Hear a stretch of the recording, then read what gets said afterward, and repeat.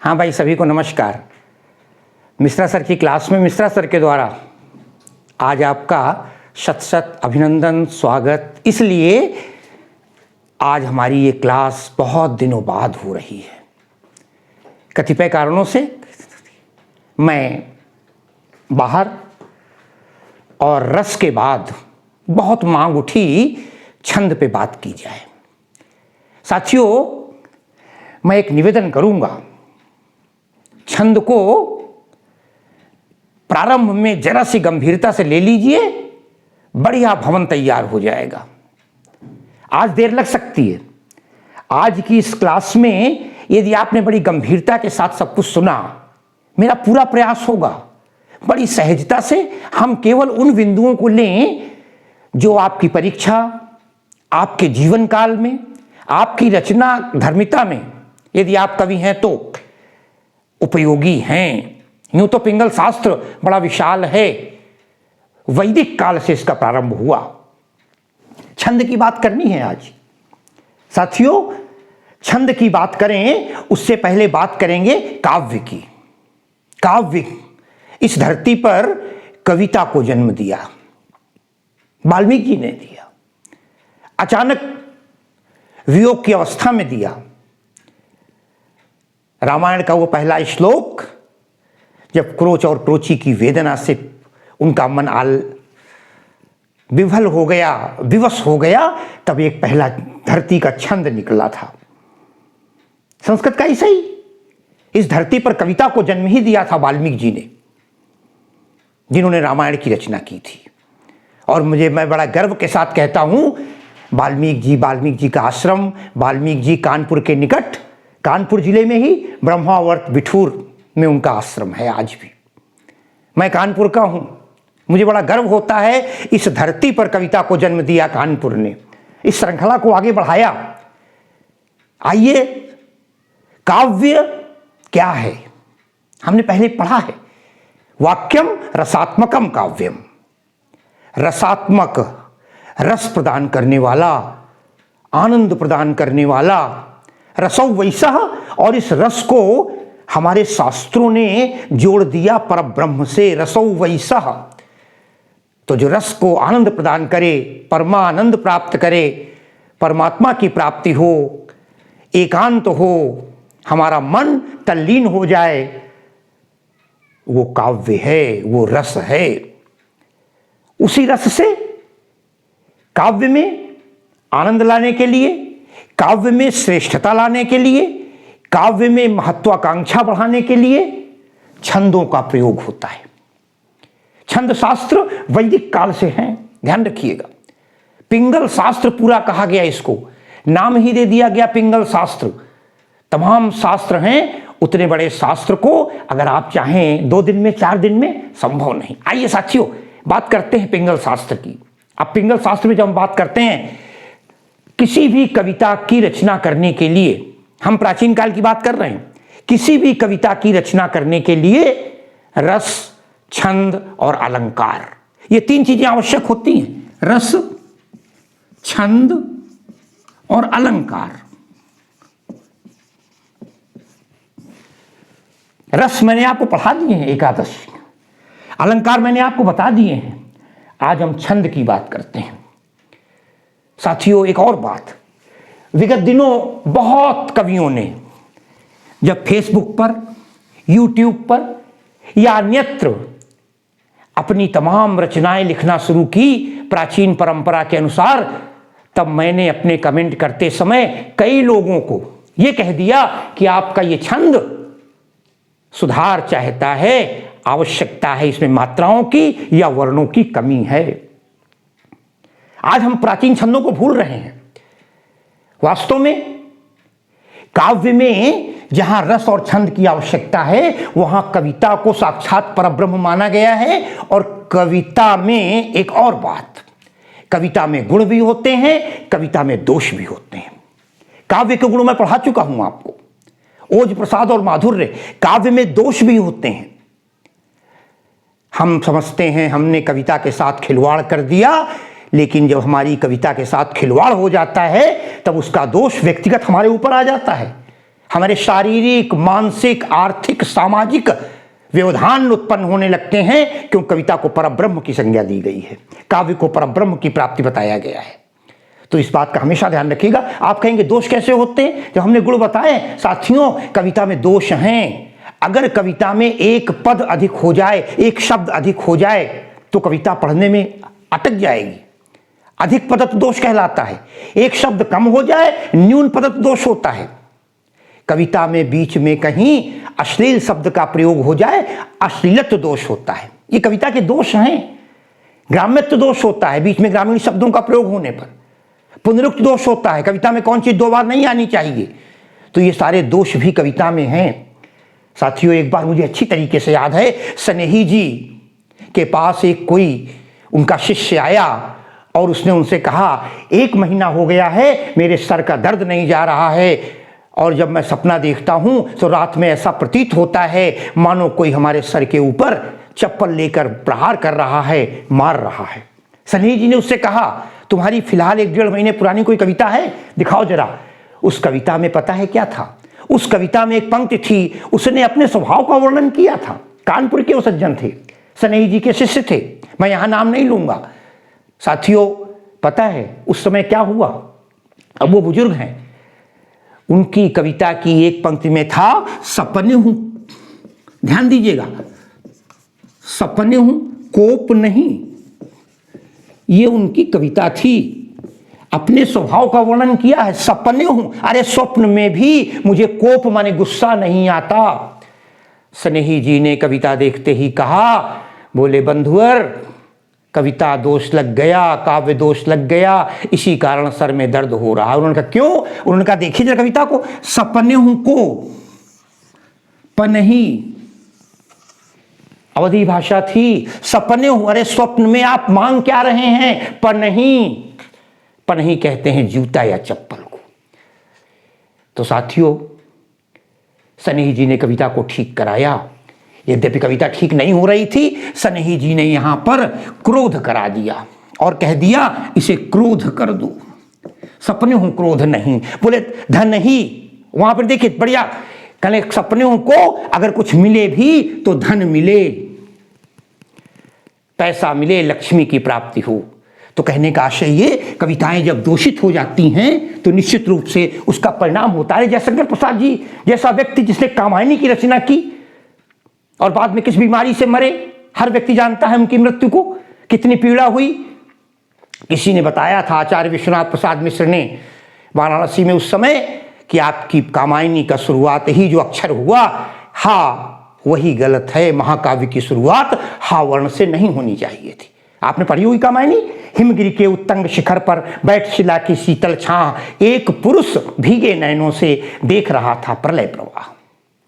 नीचे जल था, ऊपर हिम था, एक तरल था, एक सघन, एक तत्व की ही प्रधानता, उसे कहो जड़ या चेतन। कहने का आशय ये, हम जो कविता करें, कविता के साथ किसी प्रकार का मखौल या खलवाड़ नहीं होना चाहिए, विशेष रूप से पुराने छंदों में, ध्यान रखिएगा। अब आइए कविता की बात करते हैं। कविता है, छंद क्या है? कुछ नहीं है, वर्ण और शब्द, अक्षर, इनसे मिलकर के जब कविता बनती है तो ध्यान रखिएगा, मात्राएं और वर्ण दो हैं, इन दोनों की गणना, मात्राएं और वर्ण, पता है मात्राओं से आपको आशय, आ, छोटा, बड़ा, ई, उ, ये मात्राएं हमारी हैं, सबको पता है। अगर यहां हमने राम लिखा है तो इसमें बड़े आ की मात्रा लगी हुई है, या हम कहते हैं स्वर व्यंजन। तो वर्ण और मात्राएं जब मिल जाते हैं और मिलकर के एक सम्यक, एक नियमित सांचे में, एक निश्चित दायरे में बंध कर एक फूल बनाते हैं, ये बनी हुई कविता होती है। उसके कुछ नियम हैं, उन नियमों को ही हम छंद कहते हैं, जिसे छंद शास्त्र भी कहा गया, पिंगल शास्त्र भी कहा गया। साथियों, मात्राएं और वर्ण की गणना हमारे छंद के अंतर्गत की जाती है, इस बात का अच्छी तरह ध्यान रखिएगा। सबसे पहले हम बात आपसे करते हैं उन मात्राओं की गणना करते समय क्या होता है। देखें, एक तो हमारे यहां लिखा है लघु और दीर्घ।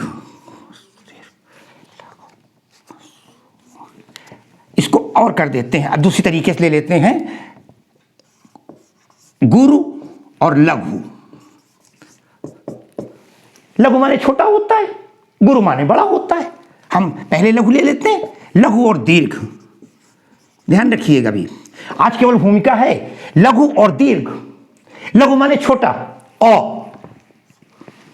या इस तरह लिख देते हैं, अ, ई, उ, री।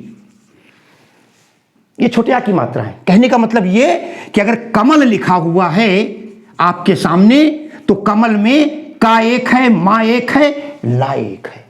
एक मात्रा हुई क, म, ल, कुल मात्राएं 3 हो गई। ह्रस्व मात्रा है, लघु है। और दीर्घ का मतलब होता है बड़ी, जैसे बड़ा आ, बड़ी ई, बड़ा ऊ, ए, ए, ओ या औ। लघु और दीर्घ, इसी को लघु और गुरु कह दीजिए, ह्रस्व दीर्घ कह दीजिए। एक और बात, इन मात्राओं की गणना करते समय ध्यान क्या रखना होता है, ध्यान रखिएगा। मात्राओं का ज्ञान एक ये और एक ये। अब ध्यान देना है, ये लघु है, ये दीर्घ है, या इसे गुरु कहें, ह्रस्व के साथ दीर्घ लगाइए। लघु है और ये गुरु है। याद करने का बड़ा अच्छा छोटा तरीका, ये एक मात्रा है और ये 2 मात्राएं हो गई, लघु और गुरु। इसको हम ह्रस्व भी कह देते हैं, ह्रस्व, और इसको दीर्घ भी कह देते हैं। अगर कहीं आप ह्रस्व या दीर्घ पढ़ें तो भी परेशान न हो, एक मात्रा ह्रस्व है, एक मात्रा लघु है, 2 मात्राएं का ये चिन्ह है जो एस बना हुआ है। हिंदी में, संस्कृत में आ कहते हैं कई जगह पर, जब हम बीच में प्रयोग करते हैं, गुरु या दीर्घ इसको कहा जाता है। ये मात्राएं होती हैं किसी भी। अच्छा, अब आइए, वर्णों की गणना करनी है। जब हम वर्ण की गणना करते हैं तब भी वही बात है। वर्ण अगर हमें गणना करने हैं और मैंने लिख दिया मान लीजिए कहीं पर कोयल। अब ध्यान दीजिएगा जरा, कोयल की अगर मात्राएं हमको गिननी है तो को 2 हो गई, या की 1 हो गई, ला की 1 हो गई।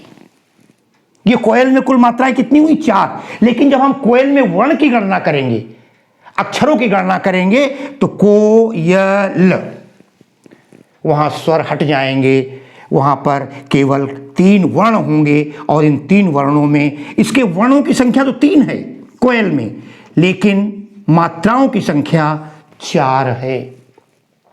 इतना आपने समझ लिया होगा मात्राओं की गणना करते समय। साथियों, हमारे यहां गण हैं, पढ़ाऊंगा नहीं ज़्यादा, नहीं आप परेशान हो जाएंगे, व्यथित हो जाएंगे। ध्यान रखिएगा, आज का चैप्टर, आज का क्लास आपको भले थोड़ा कठिन लग जाए, लेकिन एक भूमिका है। जिस प्रकार एक छोटे से बच्चे को नर्सरी की क्लास में ए, अ या 1 या 1 लिखने में दिक्कत होती है, उसके बाद तो वो लिखता चला जाता है। छोटा बनाने में दिक्कत है।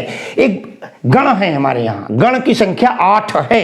अब देखें आप, वो गण कौन कौन से हैं। एक फार्मूला है, यमा तारा, यमा तारा, जभान, ज भा न स ल गा।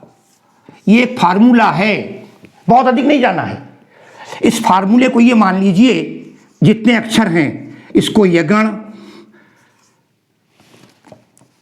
इसको मगण, इसको तगण, तीसरा रगण, भगण, नगण, सगण।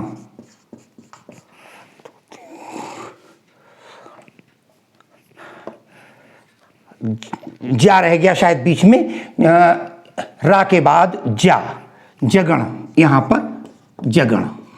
अब आप देखें, आप ध्यान से, 1 2 3 4 5 6 7 8, ये तो दीर्घ हैं, ये गण हैं, और ये अंत में मात्राओं की गणना के लिए हैं। ये 8 हमारे यहां मानेंगे। अब देखें आप, यगण क्या है, जरा एक मिनट समझेंगे, उसमें जाइएगा नहीं, मगर थोड़ा सा आपको ध्यान रहे ताकि कोई आपसे पूछे आप कह सकें। यगण का मतलब हुआ, या से शुरू है, ध्यान दीजिएगा, य माता, ध्यान दीजिए, यह माता हुआ। यह माता क्या है, या में 1, मा में 2 और ता में 2। 5 मात्राएं हो गई। बहुत कठिन होता है छंद शास्त्र। खैर, ये मैंने एक तरीका बता दिया आपको, हम अपनी असली बात पर आते हैं। साथियों, कविता की एक और विशेषता है। तुलसी जैसे व्यक्ति, रहीम जैसे व्यक्ति, बिहारी जैसे व्यक्ति, जिन लोगों ने तमाम सारे काव्य की रचनाएं की, आचार्य केशव जैसे मित्र, रीतिकाल के तमाम देव बिहारी पद्माकर जैसे, सेनापति जैसे लोग, रत्नाकर ने उद्धव शतक में, या जिन लोगों ने, अपने पुराने लोगों ने छंदों में रचनाएं की हैं, साथियों किसी ने पिंगल शास्त्र नहीं पढ़ा था। तमाम लोग ऐसे हुए, पिंगल शास्त्र नहीं पढ़ा था। आज के कवि क्या करते हैं, बड़े परेशान हैं, पिंगल शास्त्र बता दो, हम कविताएं याद कर। साथियों, कभी गाने की किताब लेकर के, नियम देख करके गाना नहीं पढ़ा जाता है। अरे आप कविता बनाना शुरू कीजिए, पढ़ना शुरू कीजिए, अपने आप पता लग जाता है। मुझे भी कोई बहुत बड़ा ज्ञाता नहीं हूं, मैंने भी अपने विद्यार्थियों को पढ़ाते समय या अपने यूपी बोर्ड में पढ़ते समय कुछ छंदों का अध्ययन किया था, और चूंकि भगवान की कृपा से एक यदा कदा कविताएं भी कर लेता हूं, तो एक बार पढ़ते पढ़ते, एक बार ध्यान रखिएगा, अच्छा कवि वही होता है जिसे बहुत सारे लोगों की कविताएं याद हों। आप कविताएं याद कीजिए, पढ़िए, अरे एक शब्द अगर अटक जाएगा तो कविता आप पढ़ते में अपने आप बता देंगे ये गलत है, और आप जब मात्राएं गिनेंगे तो अपने आप निकल आएगा, वर्ण गिनेंगे तो अपने आप निकल आएगा। अरे कोई एक कविता ले लीजिए, अरे आपने सबने पढ़ी है ना, आपने एक, मान लीजिए रामचरितमानस की कोई एक चौपाई ले लीजिए, आप पढ़िए, नाथ शंभुधनु भंजनी हारा, एक अक्षर बीच में गड़बड़ कर दीजिए आप। अब नाथ शंभुधन की जगह धनी कह दीजिए, नाथ शंभुधनी नहीं पढ़ पाएंगे आप, नाथ शंभुधन भंजनी हारा।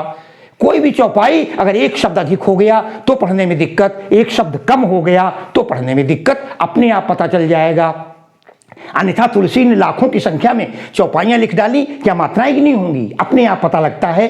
काव्य की अपनी एक विशेषता है अपनी। अब आइए छंद की बात करते हैं। छंद हैं कितने? साथियों, छंद 2 प्रकार के होते हैं सामान्य रूप से, ध्यान दीजिएगा। पहला छंद मात्रिक छंद है, मात्रिक छंद, और दूसरा है वर्णिक छंद।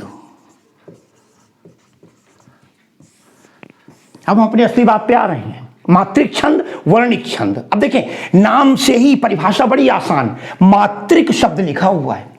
अब अगर हम मात्रिक शब्द में टुकड़ा कर दें तो मात्रा धन इक, यही तो मात्रिक बना। जब हम शब्द विच्छेद कर दिया तो जिस छंद में मात्राओं की गणना की जाए उन्हें मात्रिक छंद कहते हैं। सीधी सी बात है, जिन छंदों में मात्रा की गणना की जाए, मात्राएं गिनी जाए। अब मात्राएं बता चुके भी, मैंने आपको यह मातारा लिखा था, मात्राएं जब जहां गणना हुई, उदाहरण के लिए, अरे दोहा है, सोरठा है, चौपाई है, ये सब मात्रिक छंद हैं, इनमें मात्राओं की गणना की जाती है। जहां मात्रिक छंद और वर्णिक छंद, वर्णिक छंद, अब फिर वही बात आ गई, इसको आप वर्ण कर दीजिए और इक कर दीजिए, जहां पर वर्णों की गणना की जाए। वर्ण अक्षर, अरे भाई सवैया, कवित्व, यह वर्णिक छंद हैं जिनमें हम अक्षरों की गिनती करते हैं, कितने अक्षर होने चाहिए, इसमें हम मात्राओं की गणना नहीं करते। तो छंद जो हैं, मात्रिक छंद, वर्णिक छंद, ये एक बात और ध्यान रखिएगा, ये सारे छंद प्राचीन परंपरा के छंद हैं। मनुष्य समय के अनुसार बढ़ता है आगे, अपनी विचार करता है, और तमाम लोग अपने अपने छंद बनाते रहते हैं। बोलते बोलते आपको लगेगा, कबीर का दोहा, कबीर ऐसा व्यक्ति जो कहीं पढ़ने नहीं गया, मस्त कागज छुओ नहीं, कलम गही नहीं हाथ, उसने अपने पूरे दोहे लिख डाले। हाँ, एक बात हो सकती है, कबीर के दोहों में यदा कदा, उस जमाने में कोई उनको सुधार करने वाला नहीं था, यदा कदा कहीं मात्राओं की गड़बड़ी हो सकती है। इसलिए जब भी आप मात्राओं का चयन करना शुरू करें, गिनना शुरू करें, बिहारी को लीजिए, रहीम को लीजिए, तुलसी को लीजिए, ये लोग हैं। और जब छंदों में आइए, अन्य छंदों में आइए, वर्णिक छंदों में आइए, तो रत्नाकर को लीजिए, पद्माकर को लीजिए, देव को लीजिए, भूषण को लीजिए, ये सब छंद शास्त्र के ज्ञाता रहे हैं। अरे इनके छंद बनने के बाद ही, अरे आचार्य केशव के तो फुटकर छंदों का अजायब घर हमारी केशव रामचंद्रिका को कह दिया गया। तो ये छंद शास्त्र था, मात्रिक छंद, वर्णिक छंद। अब साथियों एक और बात बता देते हैं आपको, मैंने कहा ये सब पुराने छंद हैं। नंबर 1 आपको मैंने बताया मात्रिक और वर्णिक।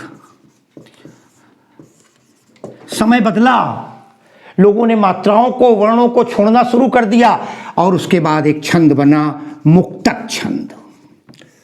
साथियों, मैंने बताया मात्रिक क्या है, जहां मात्राओं की गणना हो। वर्ण क्या है, वर्णिक छंद कौन सा है, जिसमें वर्णों की गणना हो। जब पढ़ाएंगे आपको अगले वीडियो में कोई विलंब नहीं होगा, 5-5, 7-7 मिनट में आपका एक एक छंद हो जाएगा। कोई एक उदाहरण देंगे, मात्राएं लगाएंगे। तो मात्रिक, वर्णिक और मुक्तक। मुक्तक का मतलब होता है जो मुक्त है, स्वतंत्र है। जब स्वतंत्र हो गया, परम स्वतंत्र, न सिर पर कोई पता ही नहीं चले क्या लिखा गया है। एक पद स्वर्ग में तो दूसरा पाताल में, तुक तो मिला ही नहीं, ताल भी न पाते हैं वाली बात हो जाएगी। तो साथियों, मुक्तक छंद, इस प्रकार विद्यार्थी एक अनुशासित होता है, अपनी सीट पर बैठता है। ये वर्णिक और मात्रिक छंद के रूप में है, जो एक अनुशासन, एक पंक्तिबद्ध चलने वाले हैं। यही कारण था रीतिकाल में, रीतिबद्ध, रीति सिद्ध, रीत मुक्त, रीत से परे अलग बनाए गए लोगों को। तो और जब मुक्तक वो छंद हो गए जिनमें कोई, निराला की जूही की कली कविता मुक्तक छंद का सबसे अच्छा उदाहरण है। आज के लोग कविता ही तो लिखते हैं मुक्तक छंद में, कुछ भी लिखिए आप, कविता है। मगर एक जमाना था जब ऐसी कविताएं नहीं स्वीकार की जाती थी। कविताओं के पीछे एक भावना होती थी, एक पवित्रता होती थी। जो हमारे तमाम नए कवि हैं और जो कविताओं को लिख रहे हैं, मेरा निवेदन है कि हल्का सा आप स्वयं पढ़िए, पहले पढ़ने का अभ्यास करिए। जब आप अपने आप पढ़ेंगे तो आपको लगेगा अरे ये तो दोहा है ही नहीं, हम कैसे इसे दोहा कह दें, अरे ये तो चौपाई है ही नहीं, इसे कैसे चौपाई कह दें, इसे कैसे सवैया कह दें। तो मुक्तक छंद जैसे वो आता, दो टूक कलेजे करता, पछताता पथ पर जाता, पीठ पेट दोनों मिलकर हैं एक, चल रहा लकुटिया टेक। तो साथियों, ये थे। आज हम कविता आप बनाने में कोई दिक्कत नहीं। उस समय की कविता दोष लगाती थी, गुण लगाती थी। आज की कविताओं में लोग दोष भी नहीं मानते, कुछ नहीं मानते। कविता लिखते थे, हम गए थे, वो मिल गया, फूल खिला, सड़क पर गिरे, उठ गए, तुमने पीठ झाड़ी, चल दिए, बन गई कविता। लीजिए, मैं बोलता रहा, कविता बन। आज कविता यही तो है। तो साथियों, ये था छंद और मात्रिक, वर्णिक। अगले वीडियो में हम शुरू करेंगे मात्रिक छंद और मात्रिक छंद का दोहा छंद लेंगे। हल्का सा अध्ययन कीजिएगा, है कुछ नहीं, 13-11, 13-11 4 चरणों में मात्राएं हैं। इनकी बात अगले चरण में। आज के लिए बहुत बहुत शुभकामनाएं देते हुए अपनी कक्षा को विराम दे रहा हूं। बहुत बहुत धन्यवाद।